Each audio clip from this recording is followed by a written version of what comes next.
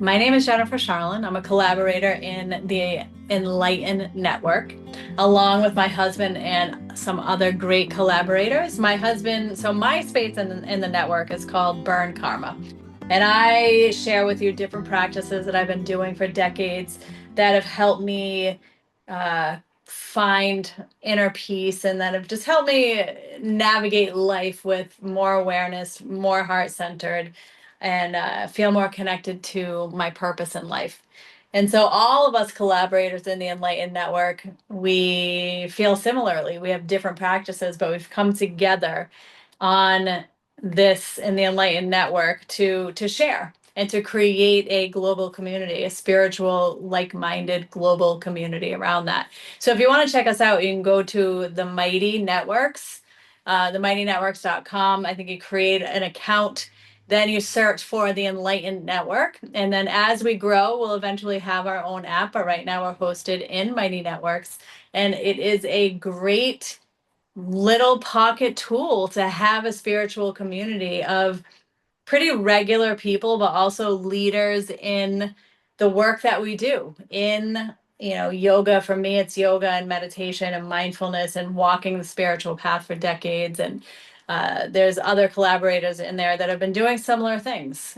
So I invite you to join that, but also just to share, like I said, my husband, Josh, his essays on Buddhism in his room in the Enlightened Network that's called A Tiny Speck in an Infinite Universe.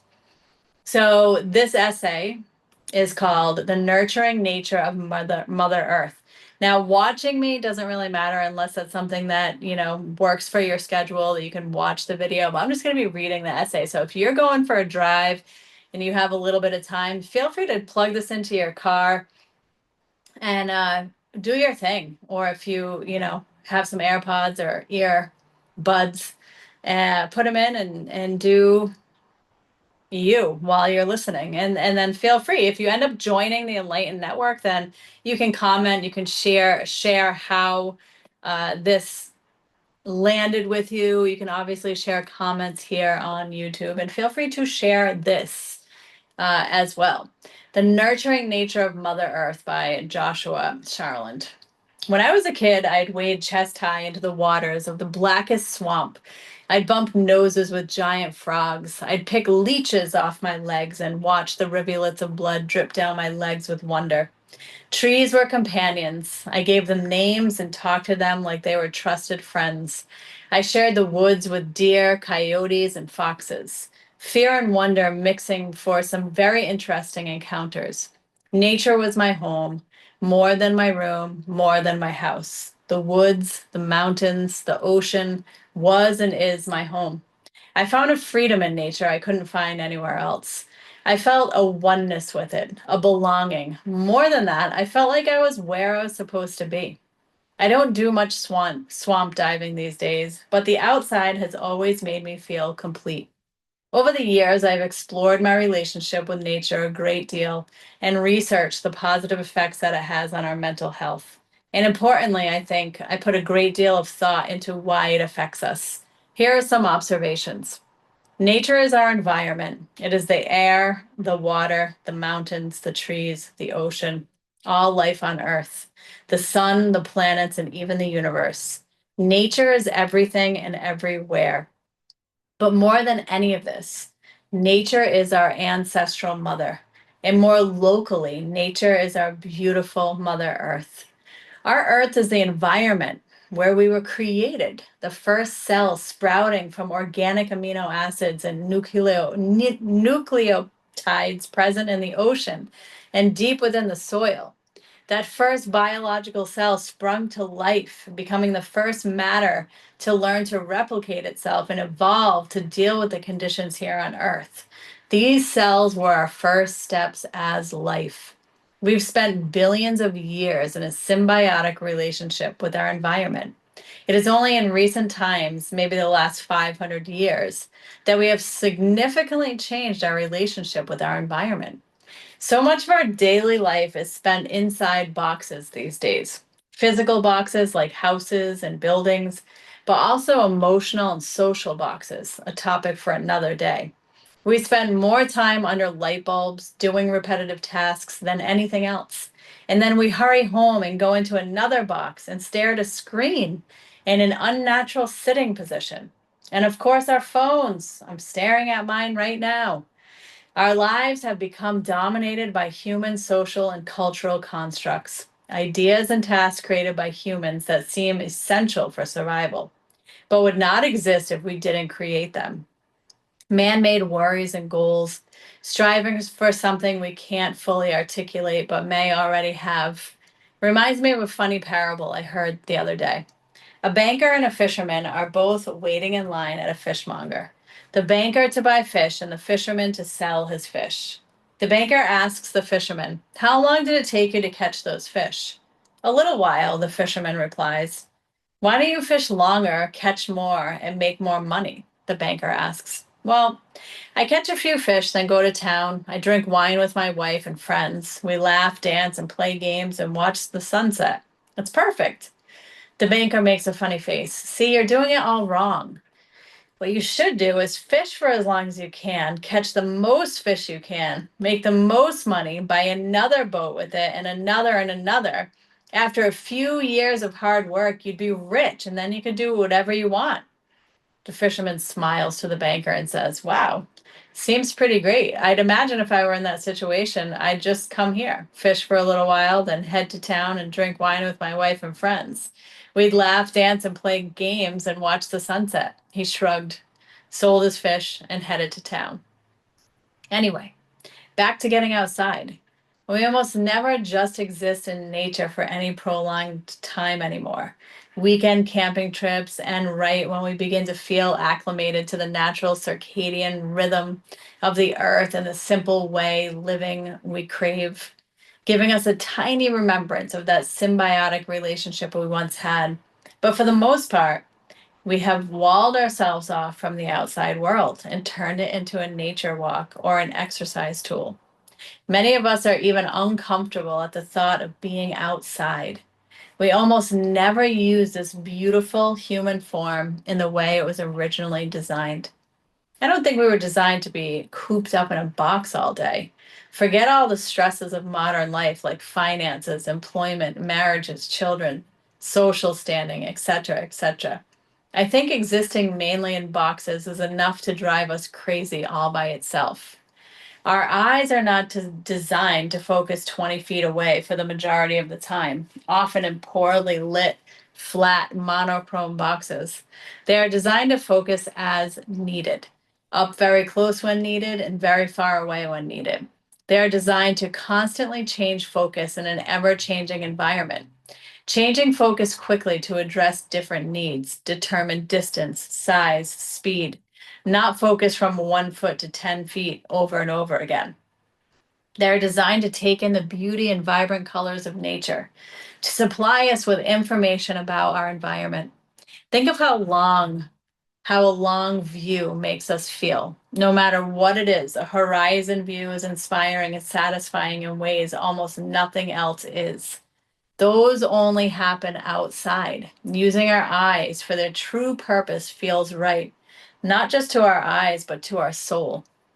Our sense of hearing is designed to cope and thrive with the complex sounds of outside, where ambient sound is constant and louder sounds have to be isolated and identified.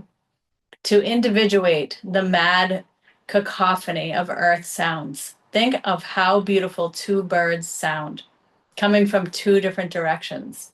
The stereo sound of nature is like music to our souls. Nothing sounds quite so right, especially not the muffled, sound controlled environment of our homes and work areas. Our sense of smell is not designed to smell cleaning products, Glade plugins, or the constant stale smell of indoor air. We are meant to pick up the myriad smells and aromas of life hanging on every breeze. Smells inform us about our surroundings and bring life to our experience. Our skin reacts differently when outside. We are meant to feel the shifting currents of air, to bask in a slight breeze, to be aware of every skin cell reacting to the caress of the earth's atmosphere. to feel the earth around us, enveloping us in her perfect womb. We are not meant to solely exist in climate-controlled, still environments. Our bones and muscles work differently when traversing uneven ground. Our sense of balance improves, our proprioception improves, reflexes get better, mood improves, anxiety improves, depression improves, health improves overall. I believe we are meant to experience life outside, not just outside, but immersed in nature. When we are outside, our senses are fully engaged as they are intended to be. Our ancient biological purpose to exist fully in this form is realized. When we lack this experience for too long, I think we lose our connection to our mother and to ourselves, and we suffer because of it. Without this connection, we only exist in the mind, in the constructs we have created. We live lives so incongruous to the way that our bodies and cells were designed. It's no wonder to me that as we move further away from our ancestral earthly connections, that our mental health begins to suffer.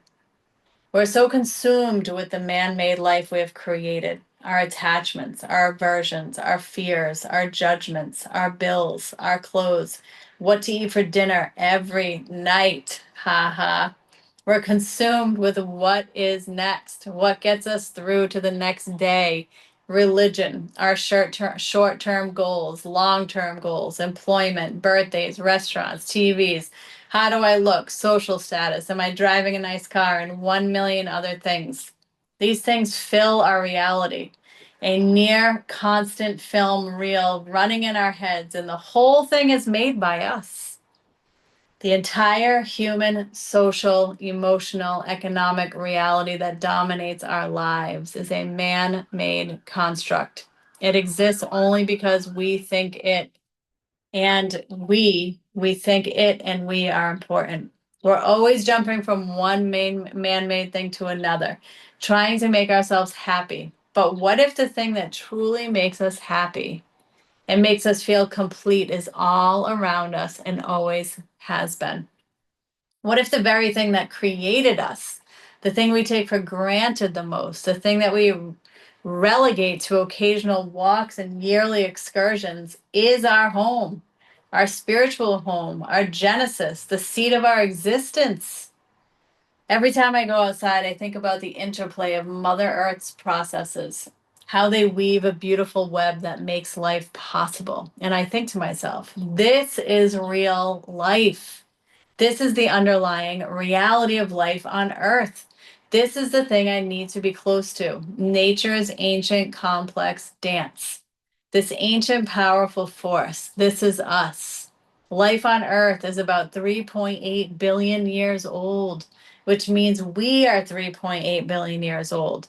We are the life that sprouted billions of years ago. We have billions of years of life wisdom that lies dormant within us. We have the wisdom of the earth within us. We are part of that ancient, beautiful dance. We are part of a thing so ancient and so complex and so powerful. Yet we often exist ignorant of this beautiful truth. When I look at the forest, I see home. I see ancestors. I feel the processes that created me. We are born of this earth. Its dirt is us. Its water is us. Our intuition is more than a gut feeling. It's billions of years of evolutionary wisdom tugging at us. When I think of being alive, I think of being a tiny part of a vast network, a part of countless generations of life on Earth, from the first single cell to realize replication. The Earth is our home, and the processes that allow life to exist on Earth is our history. Living close to nature is our correct place. People say nature is calming, but I think it's more than that. I think we belong to nature, surrounded by it, riding its ebbs and flows. I think we can't live happily without a close connection with Mother Earth, because without that, we are lost souls searching for a place. When we live close to nature, when we work with nature, when we develop a symbiotic relationship with the earth, there is no question we are being where we belong. So let's leave our towns, leave our cities, leave our houses, and get outside and head back home. Josh.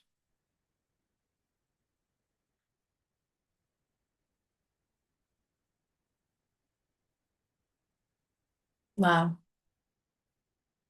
I just have to share that. I read this different parts of it and he had me look it over and maybe edit it or whatever. But to read that like that, to really be in it while I was reading it, has a different effect. It's so impactful to me. It actually, I feel a little emotional reading it. Specifically imagining him and his deep connection to Earth, which I know he has, but it felt very powerful in that essay. And just that reminder of everything that he said, of the power of our origination being life on Earth. And I'm so happy that him and I are creating a retreat center in Maine with land, 30 acres of land, of beautiful land. Being up there, all these words connect with me so deeply. And it is our intention to spend more and more time in nature, breaking out of the social constructs that have been placed upon us and that we have obviously adopted. Being aware of that and recognizing it. What is it? What is true and what is manufactured? And that's part of our purpose here on earth, is to remember our true nature. Remember our true nature. And part of that is that we are nature and that we're deeply connected with the earth and with the seasons and being in harmony with nature. And if you have spent any amount of time in nature, you know that. Like Josh was saying, you go camping and just right when you're at sort of at the end of your trip, usually, typically, is when you really start to feel like, all right, I'm here. Like you become more in sync with the animals, the sunrise, the sunset, the insects, just everything. Not feeling like, oh, I gotta go shower. I gotta, just like being in it, calming down, the thoughts calm down, the body calms down, the nervous system regulates. And then we say we have to get back to reality. When I think, in fact, nature is reality. Thanks for your time. So, for this and more, join us in the Enlightened Network again on the Mighty Networks. Go to mightynetworks.com, make an account, the free account, and then look for the Enlightened Network. First week of the Enlightened Network is free. And it's super inexpensive after that. So, see what it's like to join a meaningful community and let's grow. Let's grow a more purposeful